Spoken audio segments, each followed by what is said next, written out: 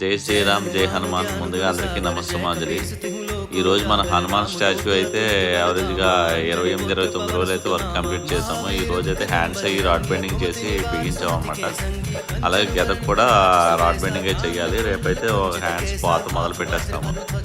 అలాగే ఇప్పుడు వరకు అయితే స్వామివారు అయితే రూపురేఖలు మొన్న తోక కూడా బిగించేసి మొత్తం పాతది జరిగింది చేయడం. ఈ రోజు నుంచి అయితే ఎండలు కూడా చాలా ఎక్కువగా కాసినాయి. ఇంకా వేసవికాలం స్టార్ట్ అయిపోయింది కదా మన రథసప్తమి నుంచి. విజయనగరంలో అయితే వెదర్ అయితే చాలా హాట్గా ఉంది. ఈ రోజు అయితే ఎండలు చాలా ఎక్కువగా ఉన్నాయి. అలాగే ఎండలోనే జాగ్రత్తగా పైన గ్రీన్ మ్యాట్ కట్టుకుని అయితే మేము వర్క్ చేసాము.